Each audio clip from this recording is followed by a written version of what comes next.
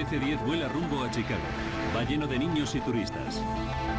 Tras una hora de vuelo, un motor falla. Aunque todavía tiene otros dos motores en funcionamiento, casi pierde el control.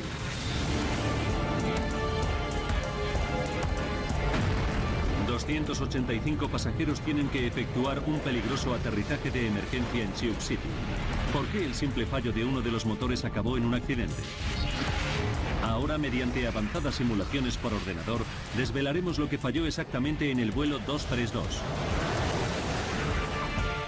Los desastres no ocurren sin más, son una cadena de sucesos críticos. Aquí desentrañaremos sus claves e iniciaremos la cuenta atrás hacia esos segundos catastróficos. Segundos catastróficos.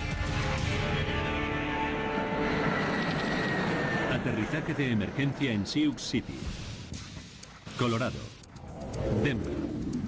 Aeropuerto de Stapleton, 19 de julio de 1989. Conocida como la Puerta de las Montañas Rocosas, la ciudad de Denver es el punto de partida de vuelos con destino a todo Estados Unidos. De su aeropuerto despegan cada día más de 1.300 aviones con 75.000 pasajeros. Estamos en plena temporada alta veraniega y Stapleton está lleno de turistas y viajeros de negocios.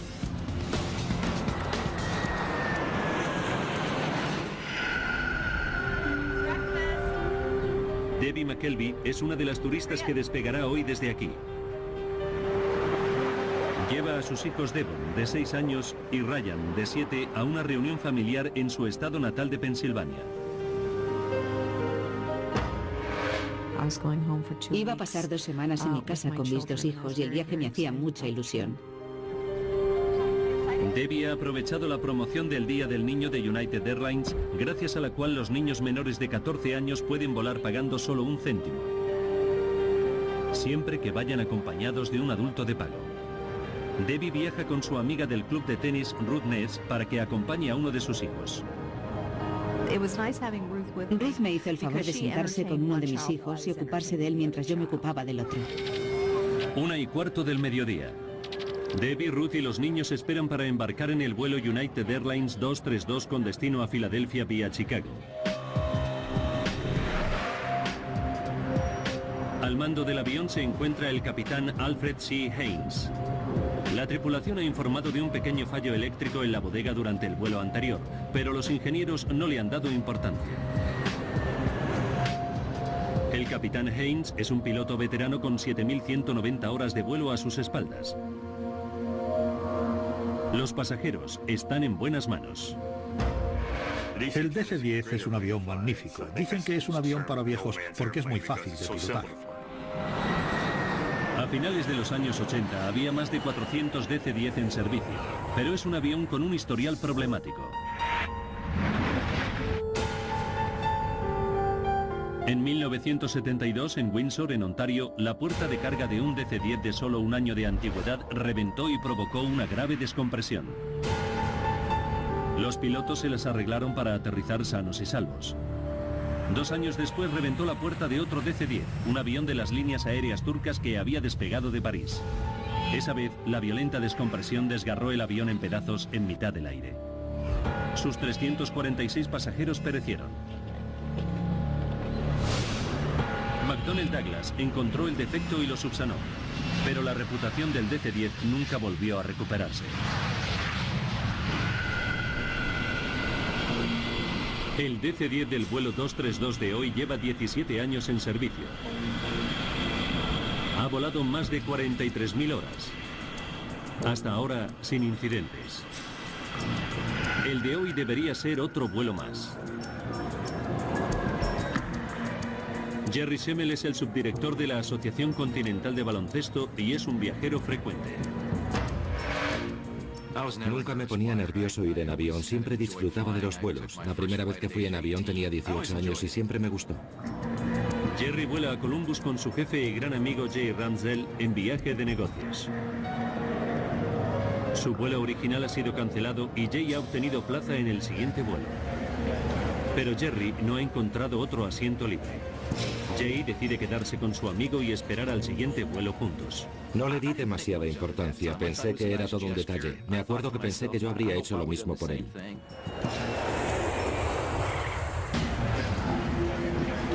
Finalmente, tras 6 horas y media de espera, Jay y Jerry consiguen plazas en el vuelo United Airlines 232 a Filadelfia. El avión va lleno, lleva 285 pasajeros y 11 tripulantes. Debbie McKelvey embarca con su amiga y sus 2 hijos. El número de niños a bordo es desacostumbradamente elevado, 52 en total, a causa de la promoción del Día del Niño. La azafata Jan Brown Lord sabe que cuantos más niños haya a bordo, más trabajo tendrán durante el vuelo. Tras 4 días volando, Jan tiene ganas de volver a su casa en Chicago. Recuerdo que me quedaba la energía justa para terminar ese vuelo y volver a casa a recargar las pilas para el siguiente. El capitán Haynes, el copiloto Bill Records y el ingeniero de vuelo Dudley Dvorak comprueban los últimos detalles antes de despegar. Se dirigen a la pista y aguardan el permiso de la torre de control. A las 2:09 de la tarde, el avión con 3 motores despega de Denver. Salimos de Denver con los cielos muy despejados. Hacía un día muy bonito, sin viento. Iba a ser un vuelo muy cómodo, rutinario.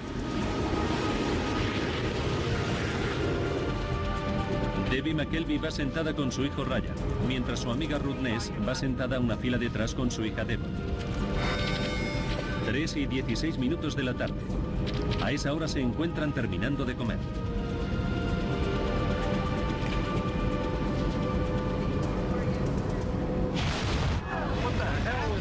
De repente, una violenta explosión sacude el avión. Lo primero que pensé fue que había explotado una bomba, que alguien había colocado una bomba, que la habían detonado y que estábamos cayendo. La única forma de explicar lo que se me ocurre es que fue como si condujeras por la autopista y chocases con un bache. Jan Brown Lord teme que se trate de una brecha en el fuselaje. Instintivamente me senté en el suelo y me agarré fuerte, porque sabía que si se producía una descompresión, lo que no estaba sujeto saldría volando. Dentro del avión no existe ninguna señal de daños visibles, pero en la cabina el capitán revisa los instrumentos de vuelo y enseguida descubre que el motor número 2 está averiado. Nunca me había quedado sin un motor en pleno vuelo. Me había ocurrido con un simulador, pero nunca volando. Pero esta vez está pasando de verdad. 3:17 p.m. La prioridad del capitán es apagar el motor problemático. No está demasiado preocupado. El DC-10 puede volar cómodamente con los otros 2 motores que lleva montados en las alas. Haynes inicia el proceso necesario para apagar el motor cortando el suministro de combustible y la transmisión al motor número 2. Una vez apagado el motor, el ingeniero de vuelo Dudley Dvorak descubre otro fallo. Dios, hemos perdido todos los sistemas hidráulicos. Los instrumentos le indican que los 3 sistemas hidráulicos del avión están vacíos. No se lo puede creer. Los sistemas hidráulicos hacen funcionar los alerones, el timón y el elevador del avión. Sin ellos, los pilotos no pueden hacer girar el avión, ni ascender o descender. Pero los instrumentos no engañan. El copiloto Bill Records se queda horrorizado al descubrir que los mandos ya no le responden. El avión comienza a escorarse bruscamente a la derecha y no puede hacer nada para impedirlo. Entonces nos dimos cuenta de la gravedad de la situación y de que la avería era muy importante. El capitán intenta enderezar el avión, pero no consigue que el DC-10 recupere su posición. El avión amenaza con darse la vuelta. Una perspectiva aterradora. No había forma de controlar el avión y hacerlo girar. No teníamos nada con lo que estabilizar el avión. Nada. Es la peor pesadilla de un piloto.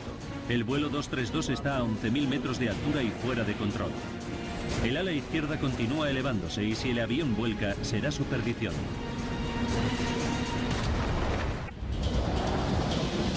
El vuelo 232 de United Airlines se mantiene con solo 2 motores.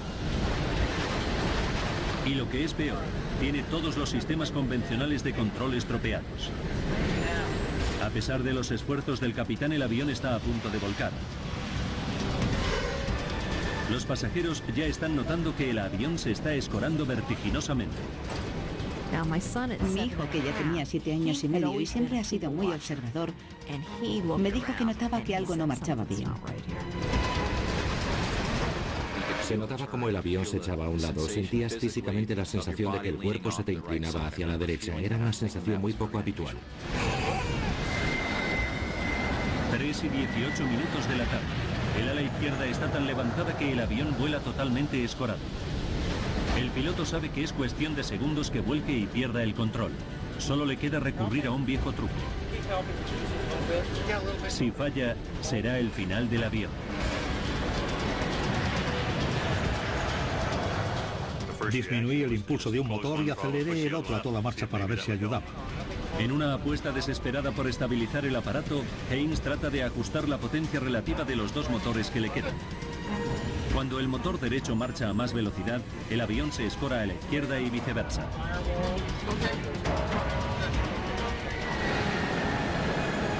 Funciona. Y el capitán logra estabilizar el aeroplano. Sigue sin tener el control del vuelo, pero puede pilotar el aparato de forma rudimentaria aumentando y disminuyendo las marchas. Pero descubre que solo puede girar a la derecha. 3:20 de la tarde. El copiloto llama por radio al Centro de Control de Tráfico Aéreo de Minneapolis. Informa de la pérdida de los controles de vuelo y solicita un plan de vuelo hasta el aeropuerto más cercano. Los pilotos no tienen ni idea de cómo van a aterrizar con el avión averiado. Señoras y señores, les habla el capitán. Hemos apagado el motor número 2 del avión. El capitán le cuenta a los pasajeros que ha apagado un motor, pero no menciona la pérdida de los mandos del avión. Sus palabras no tranquilizan a todos los pasajeros. Se notaba que las azafatas estaban muy tensas y te dabas cuenta de que las cosas no marchaban bien. El capitán sabe que se le está acabando el tiempo. El avión está cayendo 250 metros por minuto. Tiene que intentar un aterrizaje de emergencia antes de perder la altura necesaria. 3:22 minutos de la tarde. Control del tráfico aéreo informa a la tripulación de que la pista más cercana es la del pequeño aeropuerto regional de la ciudad de Sioux City, en Iowa. 3:25. La tranquila tarde del parque de bomberos de Sioux City está a punto de verse revolucionada. El jefe de bomberos, Robert Hamilton, recibe una alerta y sospecha que se trata de algo grave. Llevo mucho tiempo trabajando en esto y esas cosas las notas. Es como si tuvieras un sexto sentido. En pocos minutos las sospechas del jefe de bomberos se confirman. El vuelo United Airlines 232 se dirige directo a su ciudad. Envía 9 coches de bomberos a tomar posiciones junto a la pista de aterrizaje. Ahora el capitán Haynes tiene que averiguar cómo se las va a arreglar para aterrizar sin apenas mandos. Antes de poder trazar un plan, surge otro problema. El DC-10 empieza a ascender y descender al azar de forma cíclica e incontrolable. Para los pilotos es como volar en una montaña rusa celestial. No sabíamos cuánto tiempo más íbamos a poder mantener el avión en el aire. Debbie McKelvey nota el movimiento errático del avión y teme por su vida. Iba con mis hijos de 6 y 7 años y me puse a rezar. Pedí que si nos teníamos que morir fuese de forma rápida y sin dolor. 3:26 minutos. El capitán llama al sobrecargo a la cabina. Cuando abrí la puerta, noté que el ambiente que se respiraba era el de la peor crisis posible. El capitán le dijo a Jan que preparase a los pasajeros para un aterrizaje de emergencia. Cuando crucé la sección de primera clase, no me atreví a mirar a nadie a los ojos porque temía que leyeran el miedo en mi cara.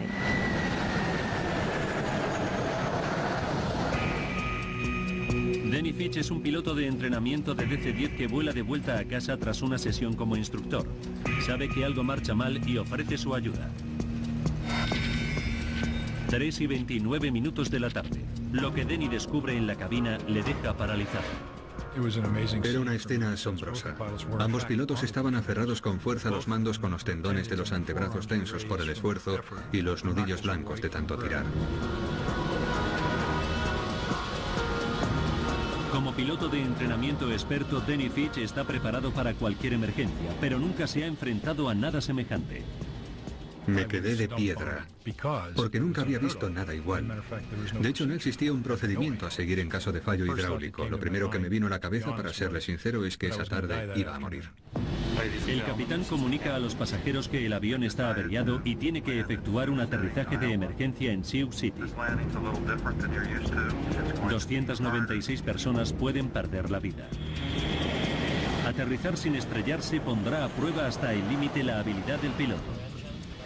Denny se ofrece a ayudar de cualquier forma. Le dije al capitán si quería que le ayudase con las marchas y me dijo que sí. Denny se encarga de las marchas, el único mando que sigue funcionando. Le permiten pilotar el avión hasta cierto grado, pero solo puede girar a la derecha.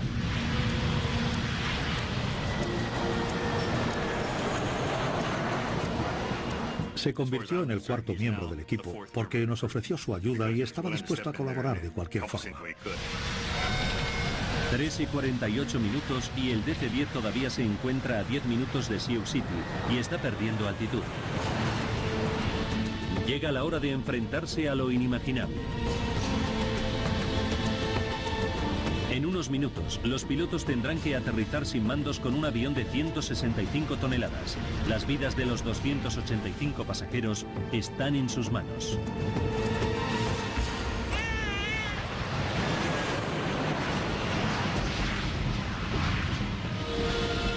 Los pilotos inician la maniobra de aproximación final a Sioux City. Denny Fitch estabiliza el avión aumentando y reduciendo las marchas, aunque el avión solo puede girar a la derecha. El plan consiste en realizar una espiral descendente cuyo giro final esperan que les coloque enfrentados a la pista. Las probabilidades de éxito son escasas.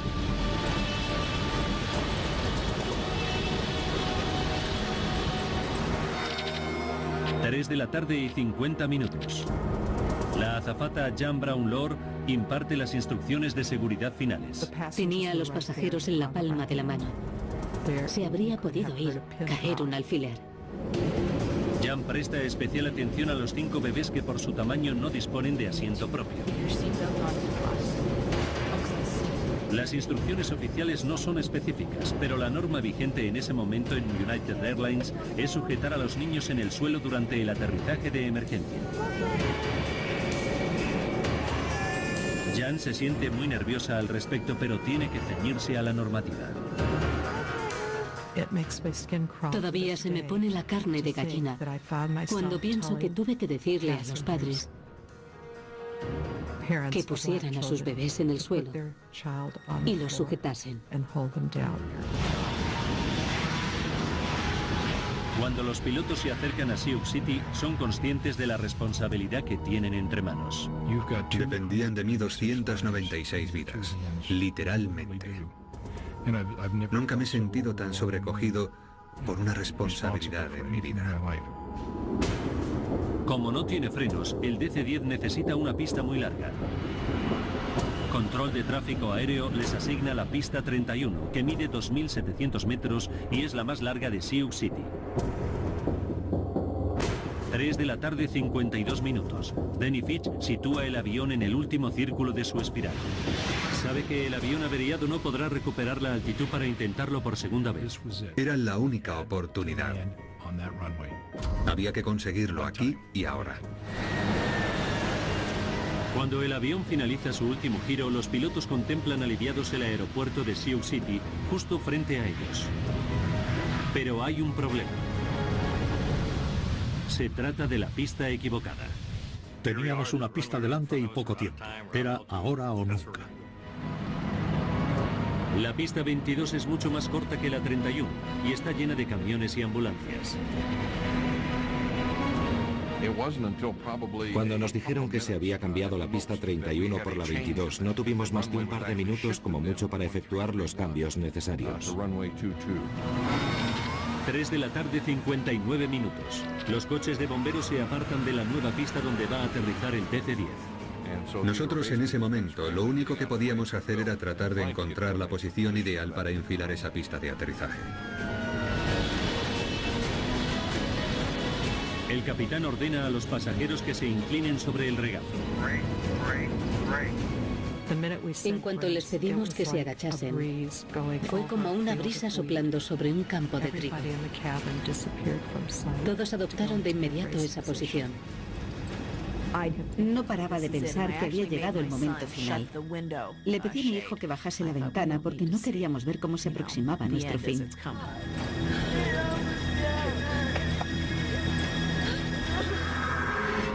Mientras los pilotos tratan desesperadamente de alinear el avión con la pista, se dan cuenta de que todavía iban a 400 km por hora, unos 150 km por hora más deprisa de lo normal. Pero sin controlar los alerones no pueden reducir la velocidad de descenso. Suena la alarma de advertencia de proximidad del suelo. Están descendiendo demasiado rápido. El avión cae a 560 metros por minuto, 6 veces más de lo normal.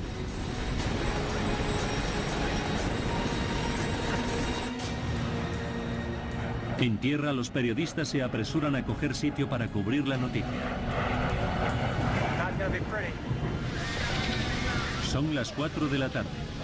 Y unos segundos antes de aterrizar, el morro y el ala derecha se inclinan hacia abajo. Si aterriza en ese ángulo, el avión se partirá. Impulsamos ambos motores a máxima potencia para ver si podíamos levantar el morro.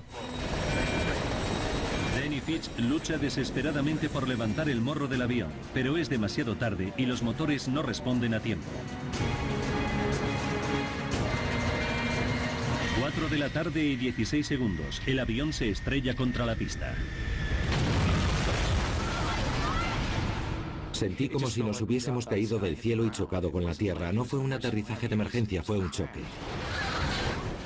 Se oyeron unos chillidos metálicos ensordecedores que nunca había escuchado antes y espero no volver a tener que escuchar en mi vida. El tren de aterrizaje y el ala derecho se fracturan y el combustible se sale y provoca un incendio. Vi que estábamos rodeados por lenguas de fuego. Pensé que sería por el rozamiento contra la pista. Creí que íbamos a morir abrasados vivos. El avión se arrastra por la pista sobre el muñón del ala derecha durante unos 600 metros antes de partirse en pedazos. La cabina se desprendió como si fuese la punta de un lápiz y nos vimos metidos en un trozo de chatarra suelta que avanzaba a 200 nudos por hora. La sección principal del fuselaje se arrastra por la pista un trecho más, se da la vuelta y se queda parada en un extremo del aeropuerto.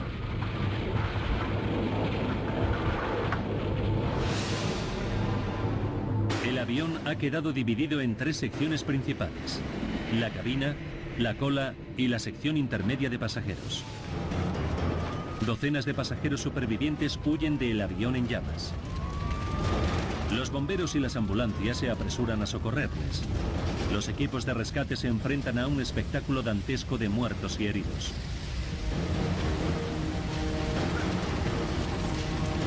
Los supervivientes se esparcen por los maizales que bordean la pista.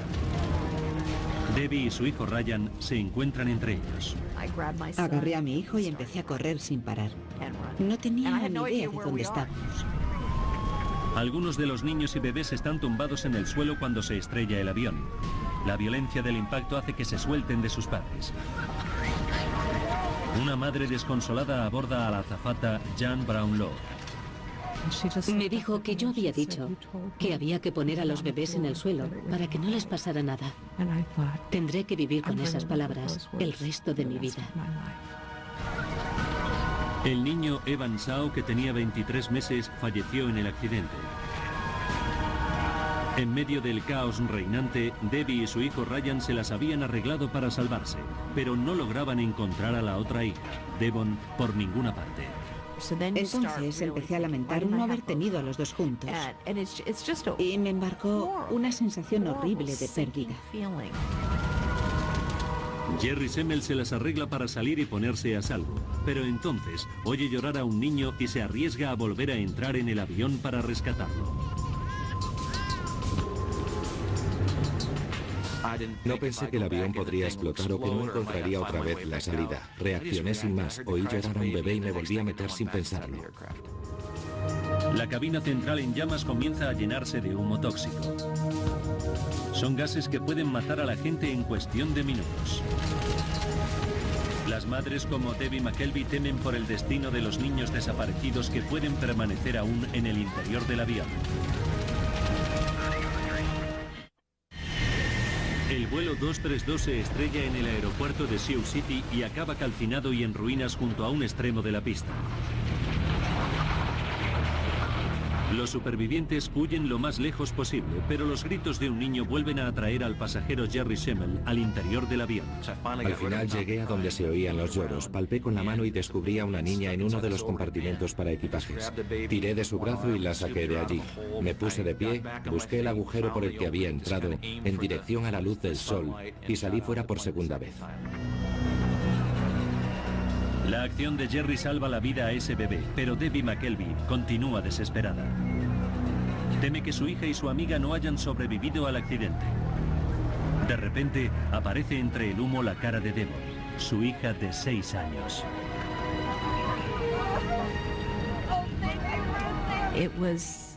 Cuando supe que estaba bien, me llevé la mayor alegría del mundo. Mientras los pasajeros escapan del siniestro, el capitán Hein y la tripulación de vuelo permanecen atrapados en la cabina. El morro del avión se ha enterrado en la tierra blanda junto a la pista. Es el último sitio al que acuden los equipos de rescate. Tienen que usar una carretilla elevadora y equipo para cortar los hierros retorcidos. Tardan 30 minutos en llegar hasta los pilotos. A las 5 de la tarde rescatan a los 4 pilotos gravemente heridos, pero vivos. Recuerdo que me dieron una palmada en el pecho y me dijeron que no había pasado nada, que me habían salvado y que estaba bien. Y me sentí enormemente aliviado. El avión continúa ardiendo durante más de 2 horas.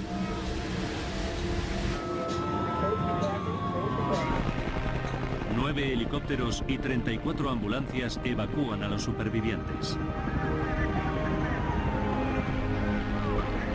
Jerry Schemmel comienza a buscar a su amigo Jay, a quien perdió durante el accidente. Confía en encontrarle, pero a medida que pasa el tiempo, sus esperanzas se desvanecen. Tuvieron que pasar más de 8 horas sin que apareciesen más supervivientes para darme cuenta de que ya no iba a aparecer. Jay Ramsdell fue uno de los 111 pasajeros que perdieron la vida en el accidente. También falleció una azafata y 11 niños.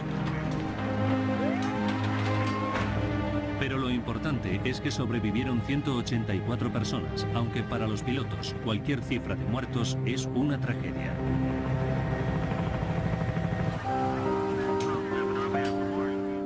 El piloto de entrenamiento Denny Fitch se enterará del número de víctimas cuando su mujer acude a verle al hospital.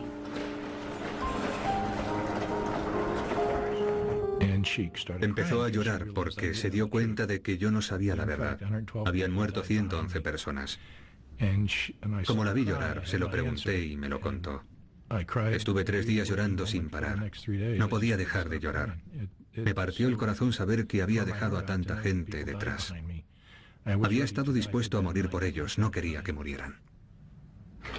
Haynes y los otros pilotos están decididos a sacar conclusiones positivas del accidente. La tripulación y de hecho toda la industria aeronáutica se han puesto a investigar de inmediato las causas del accidente para que nunca se vuelva a repetir.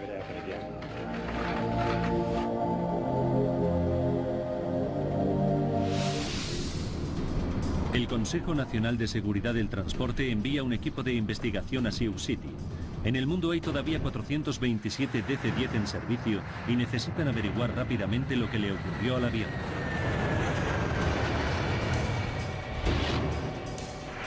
Al frente del equipo que analiza la estructura del avión se encuentra Frank Hildrup. Este tipo de investigaciones producen una gran ansiedad y aprensión. Yo en esa época era bastante nuevo, solo llevaba 9 meses trabajando en esa institución.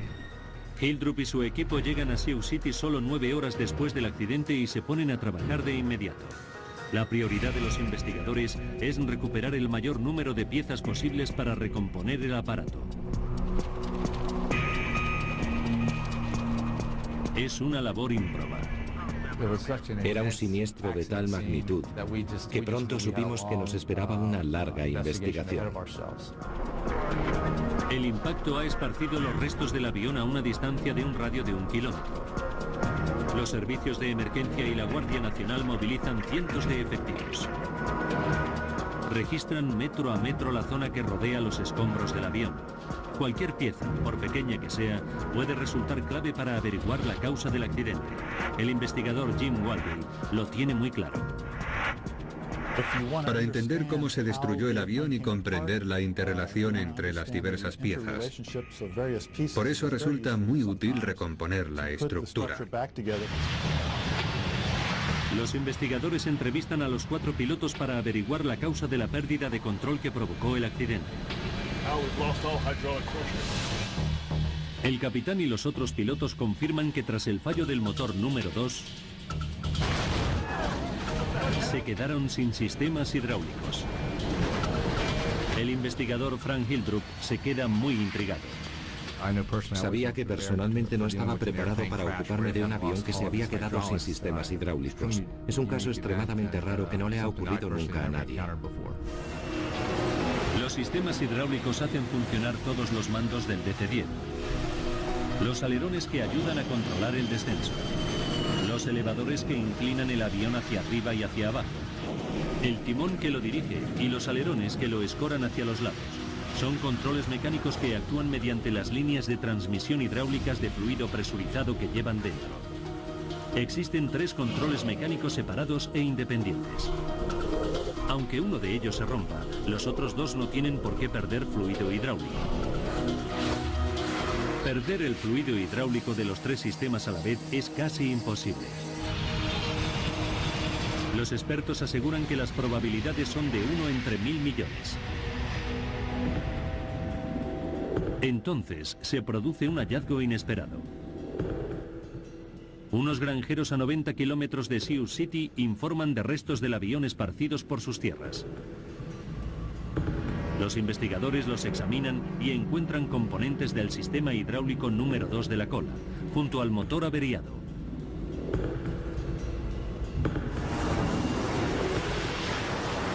Mediante la trayectoria de la nave, el equipo calcula exactamente cuándo se desprendieron del avión.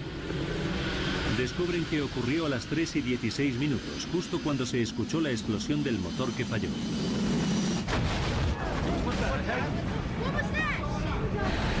Todo apunta a que un suceso catastrófico dentro del motor acabó dañando también los sistemas hidráulicos.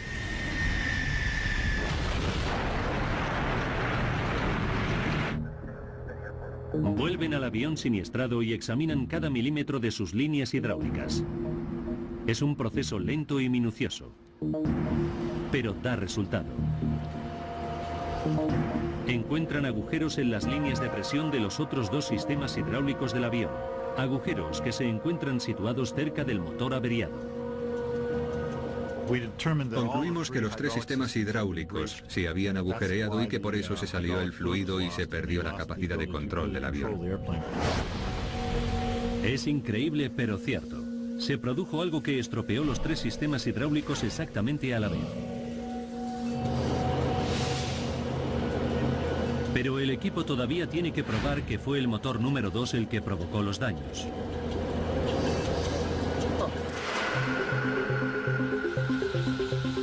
Inspeccionan las perforaciones con un escáner microscópico y encuentran rastros diminutos de titanio. El titanio se emplea para fabricar piezas aeronáuticas clave porque es muy duro y muy ligero. En el DC-10, el único titanio que existe cerca de la cola es el del interior del motor número 2. Y cuando los investigadores reconstruyen dicho motor, encuentran una nueva pista que confirma su teoría.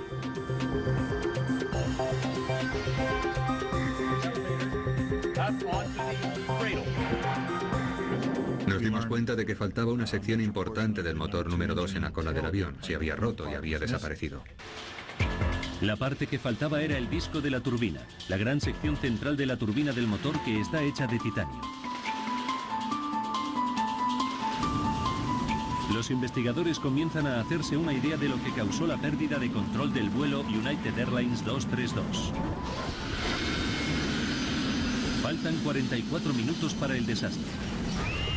La explosión que escuchan los pasajeros y la tripulación es el disco de la turbina, que pesa 170 kilos y se ha partido. El disco partido recorre el habitáculo del motor y fractura una sección del sistema hidráulico número 2. Pero la mala suerte ocasiona que otros fragmentos del disco perforen también varias secciones de los otros dos sistemas hidráulicos que quedan.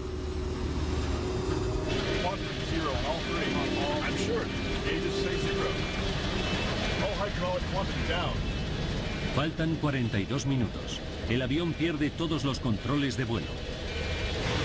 La sección de cola está tan dañada que el avión solo puede girar a la derecha y sin elevadores los pilotos no pueden mantener el avión estabilizado.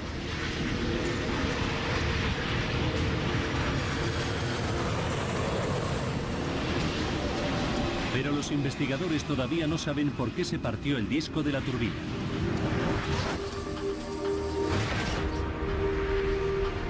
Hasta que lo descubren, hay otros 400 DC-10 con el mismo defecto oculto surcando los cielos.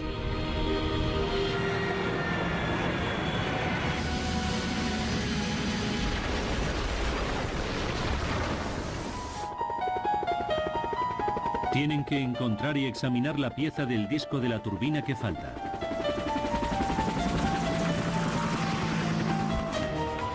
El equipo de investigación calcula la trayectoria que siguieron los restos del disco de la turbina para descubrir dónde pudieron haber caído. Calculan que cayó en una zona de maizales de Iowa que cubre una extensión de 36 kilómetros cuadrados. Localizar un disco de ventilador en una zona tan grande como esa era como buscar una aguja en un pajar. Los investigadores hacen todo lo posible por encontrarlo. Rastrean la zona con 3 helicópteros, pero los maizales de 3 metros de alto ocultan todo lo que hay en el suelo. Incluso despliegan cámaras de rayos infrarrojos para tratar de buscarlo.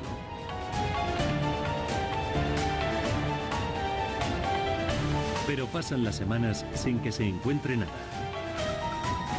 General Electric, la empresa fabricante del motor, ofrece una recompensa a quien encuentre el disco de la turbina desaparecido.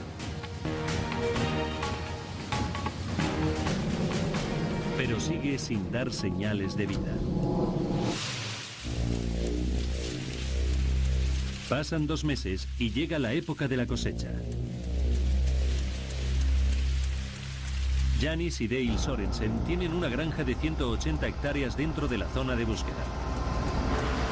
El martes 10 de octubre de 1989, Janis Sorensen se encuentra recolectando el maíz.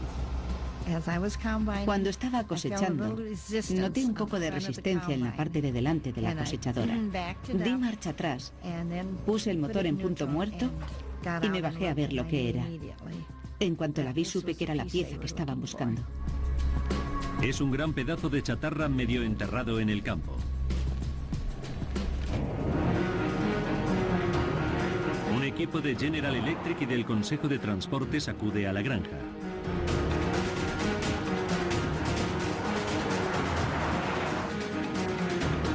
Dale y Janis les ayudan a desenterrar la pieza. Estas son imágenes del vídeo casero que rodaron los propios Sorensen sobre su hallazgo. Tenía una pala pequeña y fui a buscar el tractor. Le puse una cadena alrededor y la levanté. Después la llevamos al corral de los pavos, que estaba cerca. Allí había agua caliente, así que la lavamos hasta que quedó reluciente. Los investigadores enseguida confirman que se trata de la pieza de la turbina del avión siniestrado. Después hallan otra pieza cerca de allí. Juntas bastan para recomponer el disco de la turbina completo. Janis Sorensen se entera de que su descubrimiento puede encerrar la clave de la causa del desastre. Me emocioné mucho. Incluso solté alguna lágrima. Fue una mezcla de ilusión por el hallazgo y de lástima por la gente que había muerto. Janis y su marido recogen la recompensa de 100.000 euros que ofrecía General Electric y luego la donan a la caridad.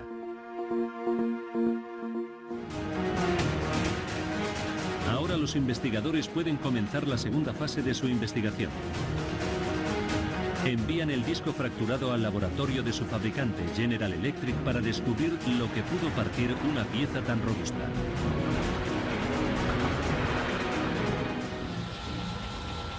Gene Wildey, experto en metalurgia, examina el disco de la turbina comenzando por la línea de fractura principal por donde se partió.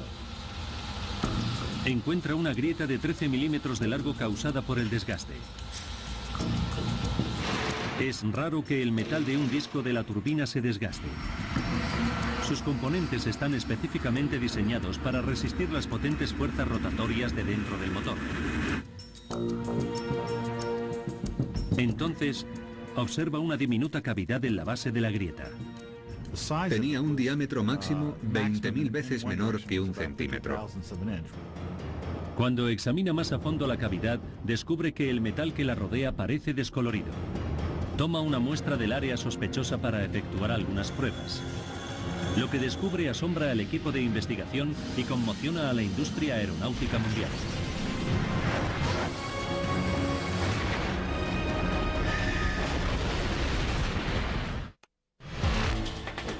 El investigador James Wildey examina una cavidad diminuta en el disco de la turbina fracturado del vuelo United Airlines 232. Lo que descubre le deja asombrado. La aleación de titanio que le rodea tiene una impureza, denominada inclusión alfa, un pequeño defecto más pequeño que una uña. El análisis revela que se produjo por un exceso de nitrógeno cuando se forjó. El disco de la turbina estaba hecho con titanio que contenía una impureza fatal. Es la pieza final del rompecabezas. Ahora el equipo de investigación puede reconstruir la cadena de hechos que obligó a los pasajeros del vuelo United Airlines 232 a vivir unos segundos catastróficos.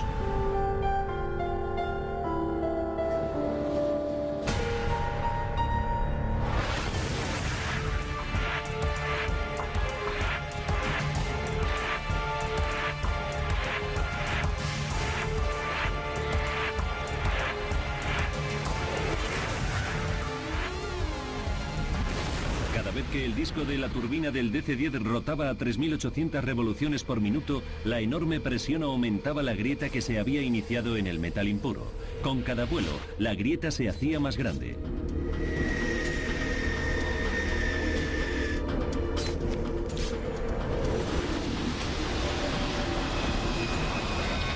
Faltan 44 minutos para el desastre. 19 de julio de 1989. El disco de la turbina lleva en servicio 17 años y 15.503 vuelos. La grieta alcanza los 13 milímetros de largo. El disco de la turbina defectuoso ya no puede soportar más la presión de la rotación y se parte en dos. Los daños provocan que el DC-10 sea prácticamente incontrolable. Durante los 40 minutos siguientes, los pilotos luchan por mantener el avión en el aire.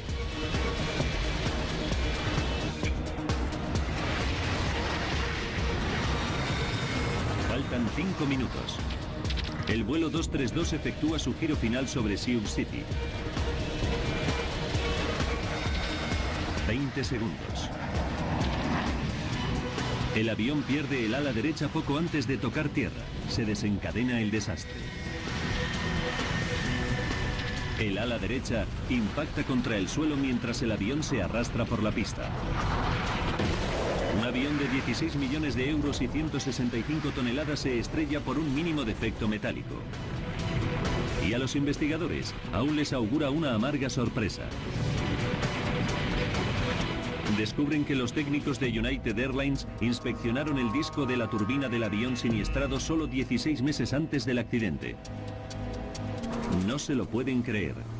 La grieta estaba en la superficie del disco y en el momento de la inspección ya debía medir casi 13 milímetros de largo.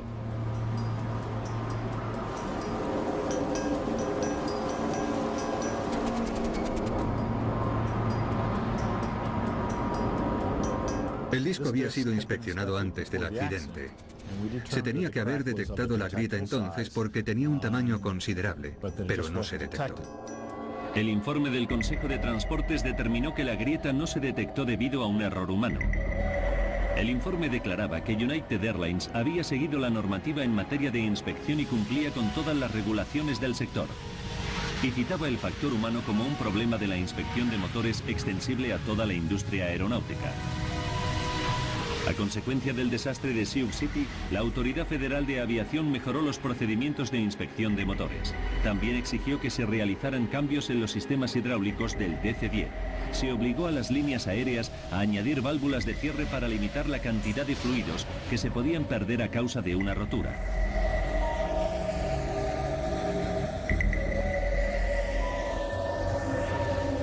Pero hoy en día, los niños que viajan en brazos siguen colocándose en el suelo durante los aterrizajes de emergencia. Desde el accidente, Jan Brown Lord ha hecho campaña para que todos los niños tengan asientos asignados y cinturones de seguridad. Nunca ha olvidado al niño Evan Shaw, que perdió la vida delante de sus ojos.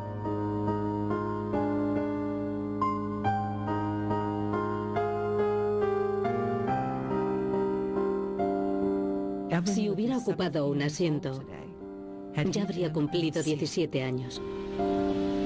Denny Fitch, Al Haynes y los otros pilotos recibieron premios por su extraordinaria profesionalidad y valor. Jerry Schemmel, que ahora tiene sus propios hijos, nunca olvidará que está en deuda con los pilotos. Me he acordado de ellos todos los días durante los últimos 16 años. Creo que no habría sido posible tener una tripulación mejor. Las medidas de seguridad que resultaron del accidente de Sioux City no solo transformaron la seguridad de los DC-10, sino la de todos los aviones de pasajeros en general. Las nuevas reglas deberían asegurar que accidentes como este no vuelvan a repetirse nunca.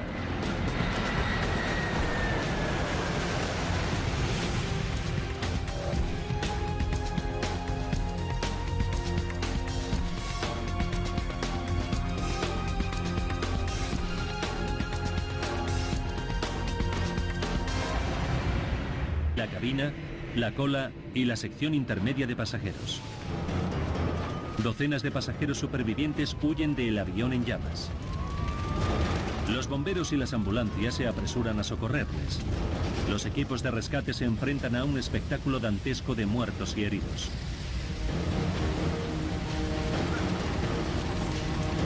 Los supervivientes se esparcen por los maizales que bordean la pista. Debbie y su hijo Ryan se encuentran entre ellos. Agarré a mi hijo y empecé a correr sin parar. No tenía ni idea de dónde estábamos. Algunos de los niños y bebés están tumbados en el suelo cuando se estrella el avión. La violencia del impacto hace que se suelten de sus padres. Una madre desconsolada aborda a la azafata Jan Brown Lord. Me dijo que yo había dicho que había que poner a los bebés en el suelo para que no les pasara nada.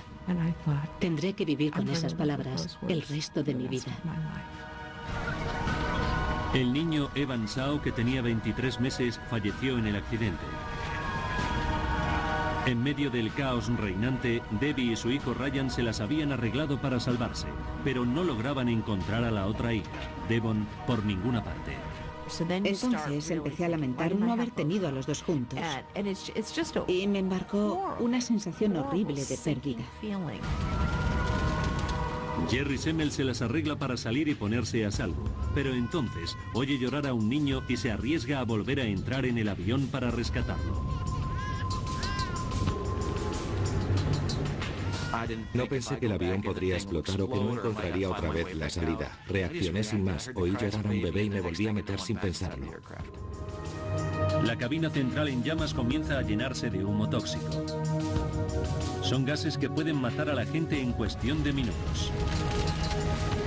Las madres como Debbie McKelvey temen por el destino de los niños desaparecidos que pueden permanecer aún en el interior del avión. El vuelo 232 se estrella en el aeropuerto de Sioux City y acaba calcinado y en ruinas junto a un extremo de la pista. Los supervivientes huyen lo más lejos posible, pero los gritos de un niño vuelven a atraer al pasajero Jerry Schemmel al interior del avión. Al final llegué a donde se oían los lloros, palpé con la mano y descubrí a una niña en uno de los compartimentos para equipajes. Tiré de su brazo y la saqué de allí. Me puse de pie, busqué el agujero por el que había entrado en dirección a la luz del sol y salí fuera por segunda vez.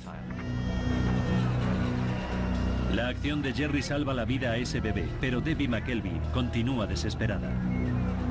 Teme que su hija y su amiga no hayan sobrevivido al accidente. De repente, aparece entre el humo la cara de Devon. Hasta que lo descubren, hay otros 400 DC-10 con el mismo defecto oculto surcando los cielos.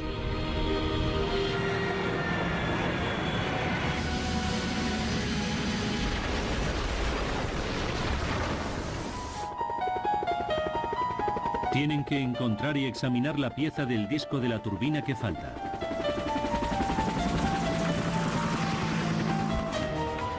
El equipo de investigación calcula la trayectoria que siguieron los restos del disco de la turbina para descubrir dónde pudieron haber caído.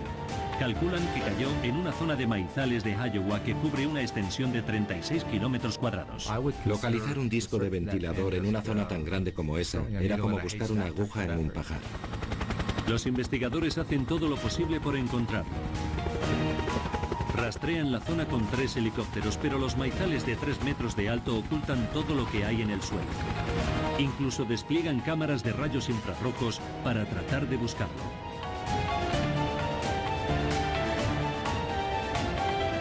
Pero pasan las semanas sin que se encuentre nada. General Electric, la empresa fabricante del motor, ofrece una recompensa a quien encuentre el disco de la turbina desaparecido. Pero sigue sin dar señales de vida. Pasan 2 meses y llega la época de la cosecha. Janice y Dale Sorensen tienen una granja de 180 hectáreas dentro de la zona de búsqueda. El martes 10 de octubre de 1989, Janice Sorensen se encuentra recolectando el maíz. Cuando estaba cosechando, noté un poco de resistencia en la parte de delante de la cosechadora. Di marcha atrás, puse el motor en punto muerto y me bajé a ver lo que era.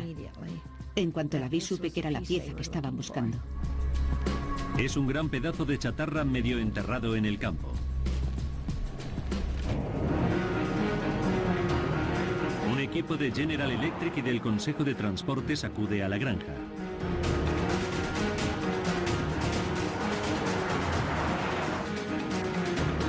Dale y Janice les ayudan a desenterrar la pieza. Estas son imágenes del vídeo casero que rodaron los propios Sorensen sobre su hallazgo. Tenía una pala pequeña y fui a buscar el tractor. Le puse una cadena alrededor y la levanté. Después la llevamos al corral de los pavos, que estaba cerca. Allí había agua caliente, así que la lavamos hasta que quedó reluciente. Los investigadores enseguida confirman que se trata de la pieza de la turbina del avión siniestrado. Después hallan otra pieza. Los supervivientes se esparcen por los maizales que bordean la pista. Debbie y su hijo Ryan se encuentran entre ellos. Agarré a mi hijo y empecé a correr sin parar. No tenía ni idea de dónde estábamos. Algunos de los niños y bebés están tumbados en el suelo cuando se estrella el avión. La violencia del impacto hace que se suelten de sus padres. Una madre desconsolada aborda a la azafata Jan Brownlow. Me dijo que yo había dicho que había que poner a los bebés en el suelo para que no les pasara nada. Tendré que vivir con esas palabras el resto de mi vida. El niño Evan Sao, que tenía 23 meses, falleció en el accidente. En medio del caos reinante, Debbie y su hijo Ryan se las habían arreglado para salvarse, pero no lograban encontrar a la otra hija, Devon, por ninguna parte. Entonces empecé a lamentar no haber tenido a los dos juntos.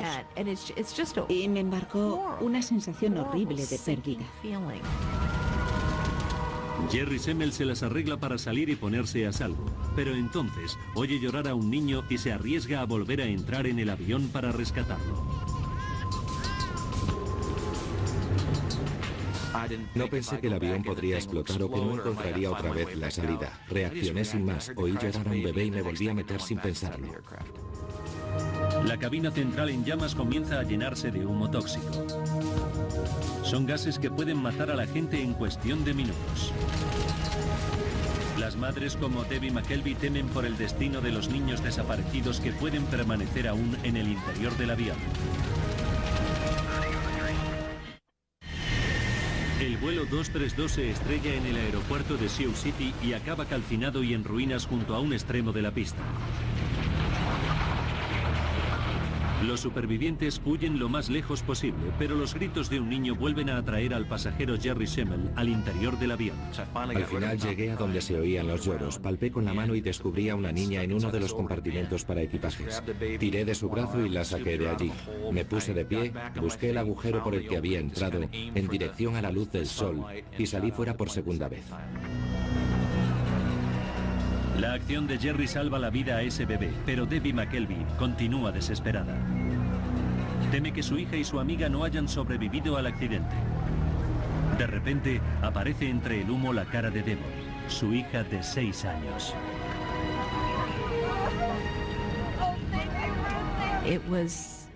Cuando supe que estaba bien, me llevé la mayor alegría del mundo.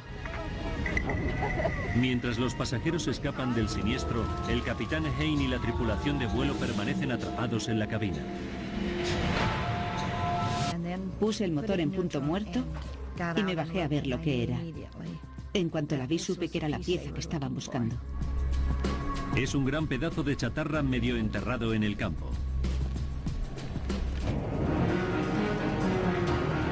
Un equipo de General Electric y del Consejo de Transportes acude a la granja.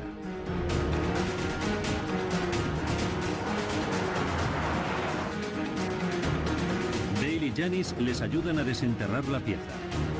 Estas son imágenes del vídeo casero que rodaron los propios Sorensen sobre su hallazgo. Tenía una pala pequeña y fui a buscar el tractor. Le puse una cadena alrededor y la levanté. Después la llevamos al corral de los pavos, que estaba cerca. Allí había agua caliente, así que la lavamos hasta que quedó reluciente. Los investigadores enseguida confirman que se trata de la pieza de la turbina del avión siniestrado. Después hallan otra pieza cerca de allí. Juntas bastan para recomponer el disco de la turbina completo. Janice Sorensen se entera de que su descubrimiento puede encerrar la clave de la causa del desastre. Me emocioné mucho. Incluso solté alguna lágrima. Fue una mezcla de ilusión por el hallazgo y de lástima por la gente que había muerto. Janice y su marido recogen la recompensa de 100.000 euros que ofrecía General Electric y luego la donan a la caridad.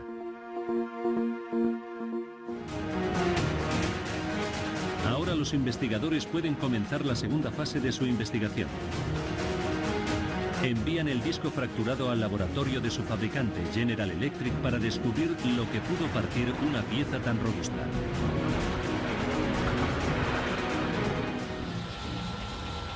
Jim Wildey, experto en metalurgia, examina el disco de la turbina comenzando por la línea de fractura principal por donde se partió. Encuentra una grieta de 13 milímetros de largo causada por el desgaste. Es raro que el metal de un disco de la turbina se desgaste. Sus componentes están específicamente diseñados para resistir las potentes fuerzas rotatorias de dentro del motor. Entonces, observa una diminuta cavidad en la base de la grieta. Tenía un diámetro máximo 20.000 veces menor que 1 centímetro. Cuando examina más a fondo la cavidad, descubre que el metal que la rodea parece descolorido. Toma una muestra del área sospechosa para efectuar algunas pruebas. Lo que descubre asombra al equipo de investigación y conmociona a la industria aeronáutica mundial.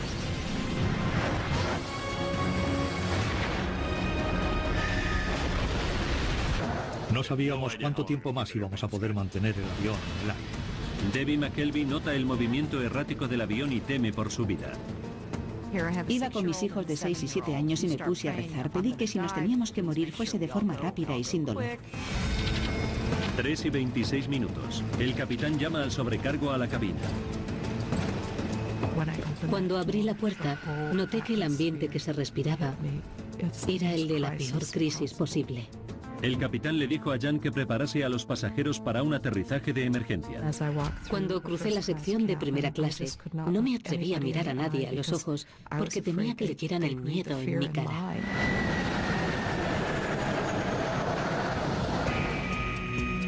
Dennis Danny Fitch es un piloto de entrenamiento de DC-10 que vuela de vuelta a casa tras una sesión como instructor. Sabe que algo marcha mal y ofrece su ayuda. 3:29 de la tarde. Lo que Danny descubre en la cabina le deja paralizado. Era una escena asombrosa. Ambos pilotos estaban aferrados con fuerza a los mandos con los tendones de los antebrazos tensos por el esfuerzo y los nudillos blancos de tanto tirar. Como piloto de entrenamiento experto, Danny Fitch está preparado para cualquier emergencia, pero nunca se ha enfrentado a nada semejante. Me quedé de piedra, porque nunca había visto nada igual. De hecho, no existía un procedimiento a seguir en caso de fallo hidráulico. Lo primero que me vino a la cabeza, para serle sincero, es que esa tarde iba a morir. El capitán comunica a los pasajeros que el avión está averiado y tiene que efectuar un aterrizaje de emergencia en Sioux City. 296 personas pueden perder la vida. Aterrizar sin estrellarse pondrá a prueba hasta el límite la habilidad del piloto. Danny se ofrece a ayudar de cualquier forma. Le dije al capitán si quería que le ayudase con las marchas y me dijo que sí. Danny se encarga de las marchas, el único mando que sigue funcionando. Le permiten pilotar el avión hasta cierto grado, pero solo puede girar a la derecha.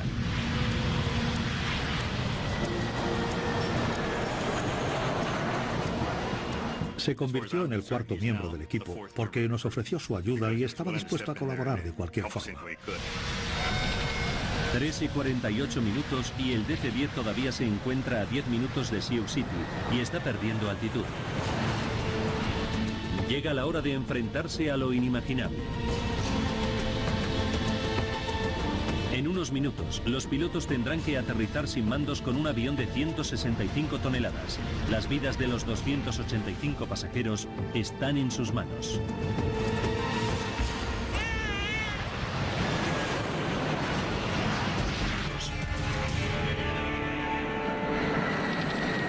Aterrizaje de emergencia en Sioux City, Colorado. Denver. Aeropuerto de Stapleton, 19 de julio de 1989. Conocida como la Puerta de las Montañas Rocosas, la ciudad de Denver es el punto de partida de vuelos con destino a todo Estados Unidos. De su aeropuerto despegan cada día más de 1.300 aviones con 75.000 pasajeros. Estamos en plena temporada alta veraniega y Stapleton está lleno de turistas y viajeros de negocios.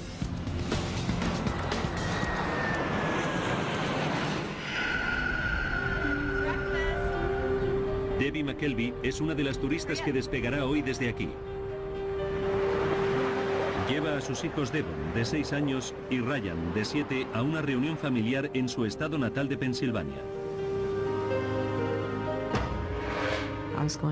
Iba a pasar 2 semanas en mi casa con mis 2 hijos y el viaje me hacía mucha ilusión.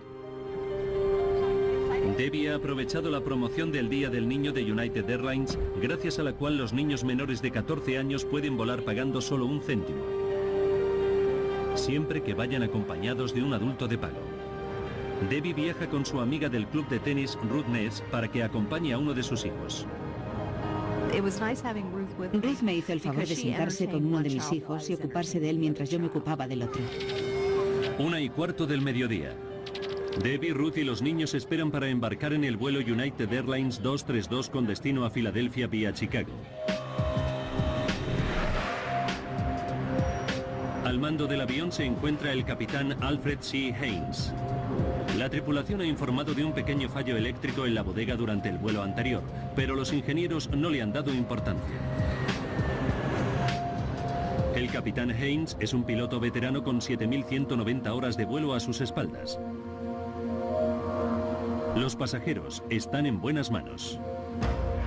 El DC-10 es un avión magnífico. Dicen que es un avión para viejos porque es muy fácil de pilotar. A finales de los años 80 había más de 400 DC-10 en servicio, pero es un avión con un historial problemático. En 1972, en Windsor, en Ontario, la puerta de carga de un DC-10 de solo 1 año de antigüedad reventó y provocó una grave descompresión. Los pilotos se las arreglaron para aterrizar sanos y salvos. 2 años después reventó la puerta de otro DC-10, un avión de las líneas aéreas turcas que había despegado de París. Esa vez, la violenta descompresión desgarró el avión en pedazos en mitad del aire. Sus 346 pasajeros perecieron.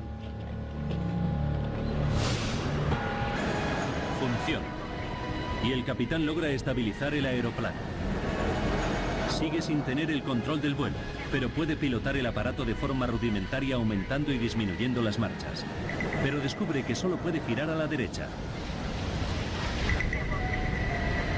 3:20 de la tarde. El copiloto llama por radio al Centro de Control de Tráfico Aéreo de Minneapolis.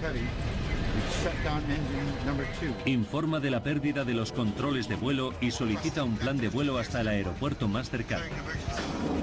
Los pilotos no tienen ni idea de cómo van a aterrizar con el avión averiado.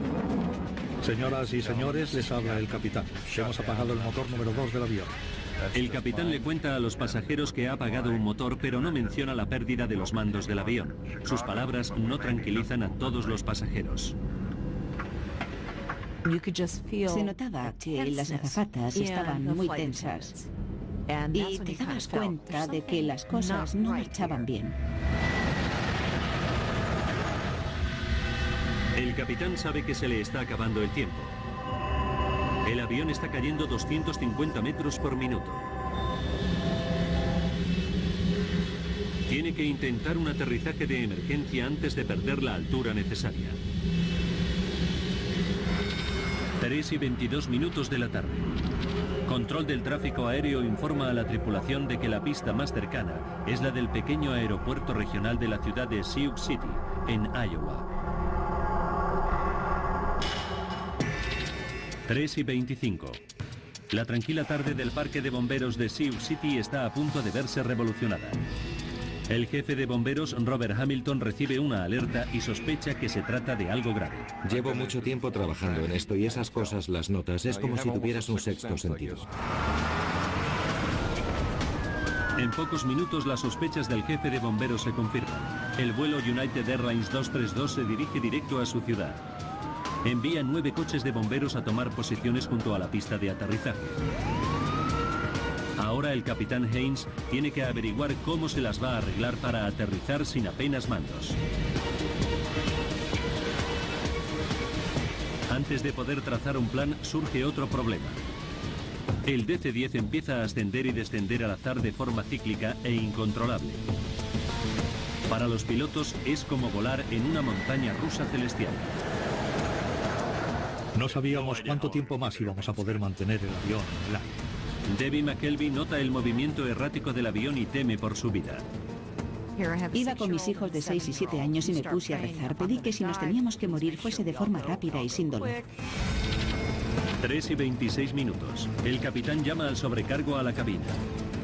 Los desastres no ocurren sin más. Son una cadena de sucesos críticos. Aquí desentrañaremos sus claves e iniciaremos la cuenta atrás hacia esos segundos catastróficos. Segundos catastróficos. Aterrizaje de emergencia en Sioux City, Colorado. Denver. Aeropuerto de Stapleton, 19 de julio de 1989. Conocida como la Puerta de las Montañas Rocosas, la ciudad de Denver es el punto de partida de vuelos con destino a todo Estados Unidos. De su aeropuerto despegan cada día más de 1.300 aviones con 75.000 pasajeros. Estamos en plena temporada alta veraniega y Stapleton está lleno de turistas y viajeros de negocios.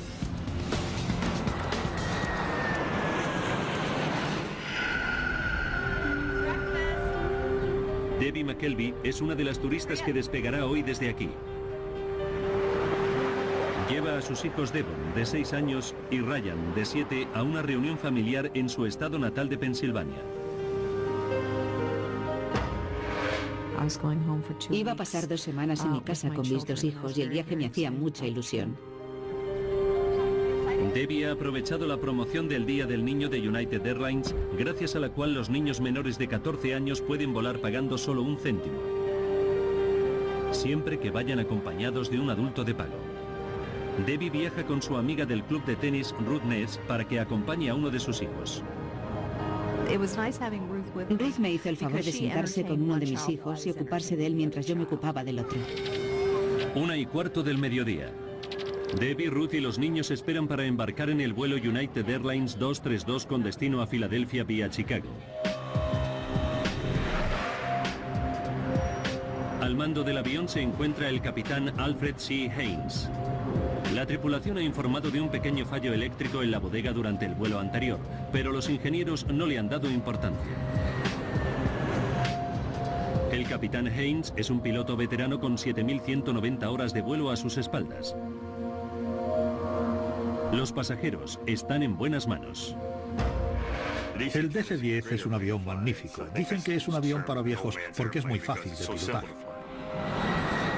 A finales de los años 80 había más de 400 DC-10 en servicio, pero es un avión con un historial problemático. En 1972, en Windsor, en Ontario, la puerta de carga de un DC-10 de solo un año de antigüedad reventó y provocó una grave descompresión. Los pilotos se las arreglaron para aterrizar sanos y salvos. 2 años después reventó la puerta de otro DC-10, un avión de las líneas aéreas turcas. Dale y Janice les ayudan a desenterrar la pieza. Estas son imágenes del vídeo casero que rodaron los propios Sorensen sobre su hallazgo. Tenía una pala pequeña y fui a buscar el tractor. Le puse una cadena alrededor y la levanté. Después la llevamos al corral de los pavos, que estaba cerca. Allí había agua caliente, así que la lavamos hasta que quedó reluciente. Los investigadores enseguida confirman que se trata de la pieza de la turbina del avión siniestrado. Después hallan otra pieza cerca de allí. Juntas bastan para recomponer el disco de la turbina completo. Janice Sorensen se entera de que su descubrimiento puede encerrar la clave de la causa del desastre. Me emocioné mucho. Incluso solté alguna lágrima. Fue una mezcla de ilusión por el hallazgo y de lástima por la gente que había muerto. Janice y su marido recogen la recompensa de 100.000 euros que ofrecía General Electric y luego la donan a la caridad.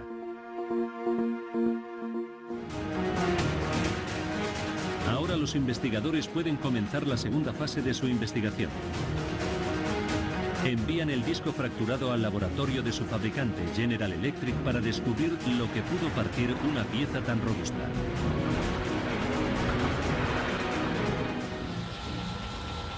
Gene Wildey, experto en metalurgia, examina el disco de la turbina comenzando por la línea de fractura principal por donde se partió.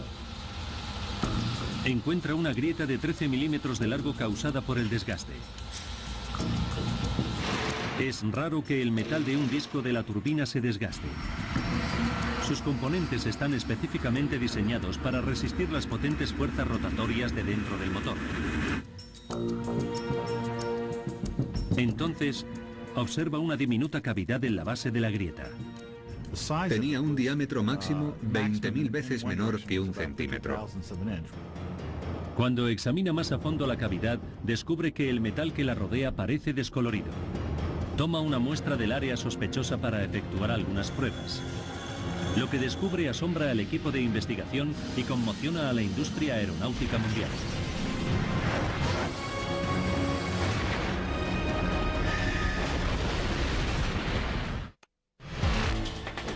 El investigador James Wildey examina una cavidad diminuta en el disco de la turbina fracturado del vuelo United Airlines 232. Lo que descubre le deja asombrado. La aleación de titanio que le rodea tiene una impureza, denominada inclusión alfa, un pequeño defecto más pequeño que una uña. El análisis revela duro y muy ligero. En el DC-10, el único titanio que existe cerca de la cola es el del interior del motor número 2. Y cuando los investigadores reconstruyen dicho motor, encuentran una nueva pista que confirma su teoría.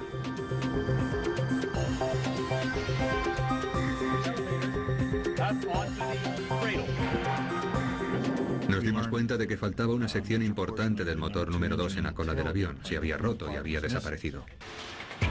La parte que faltaba era el disco de la turbina, la gran sección central de la turbina del motor que está hecha de titanio. Los investigadores comienzan a hacerse una idea de lo que causó la pérdida de control del vuelo United Airlines 232.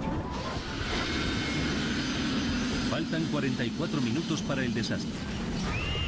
La explosión que escuchan los pasajeros y la tripulación es el disco de la turbina, que pesa 170 kilos y se ha partido.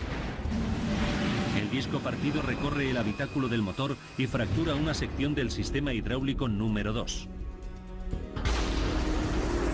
Pero la mala suerte ocasiona que otros fragmentos del disco perforen también varias secciones de los otros dos sistemas hidráulicos que quedan.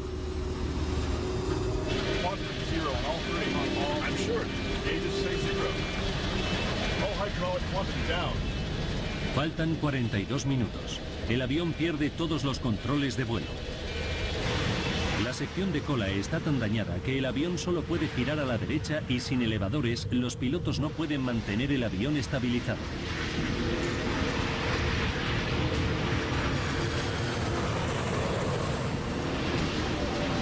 Pero los investigadores todavía no saben por qué se partió el disco de la turbina.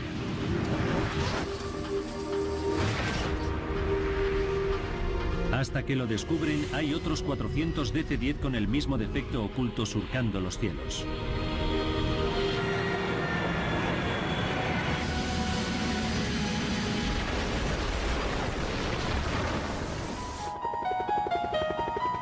Tienen que encontrar y examinar la pieza del disco de la turbina que falta.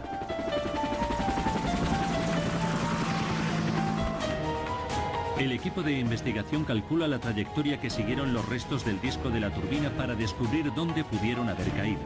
Calculan que cayó en una zona de maizales de Iowa que cubre una extensión de 36 kilómetros cuadrados.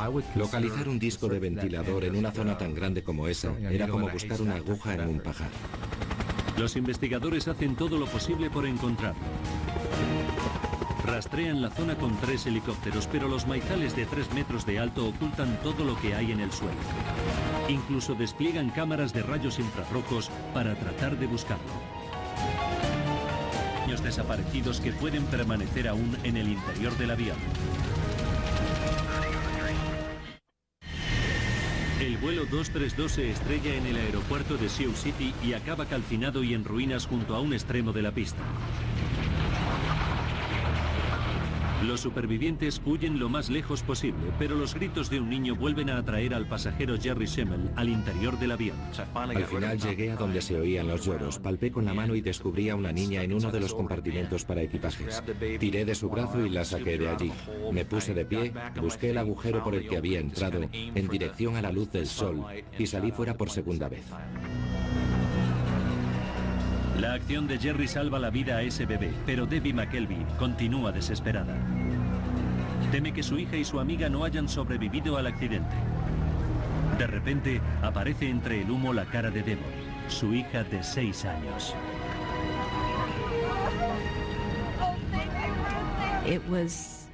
Cuando supe que estaba bien, me llevé la mayor alegría del mundo.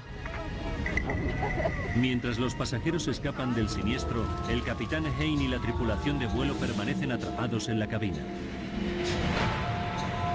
El morro del avión se ha enterrado en la tierra blanda junto a la pista.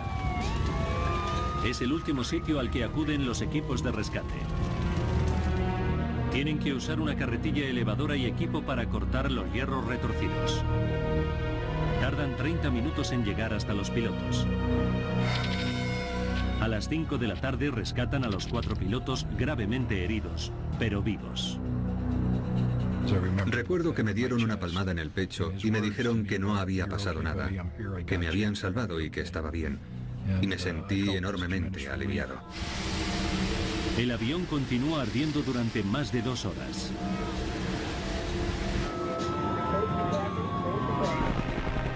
Nueve helicópteros y 34 ambulancias evacúan a los supervivientes. Jerry Schemmel comienza a buscar a su amigo Jay, a quien perdió durante el accidente. Confía en encontrarle, pero a medida que pasa el tiempo, sus esperanzas se desvanecen. Tuvieron que pasar más de 8 horas sin que apareciesen más supervivientes para darme cuenta de que ya no iba a aparecer. Jay Ramsdell fue uno de los 111 pasajeros que perdieron la vida en el accidente. También falleció una azafata y 11 niños. Pero lo importante es que sobrevivieron 184 personas, aunque para los pilotos cualquier cifra de muertos es una tragedia.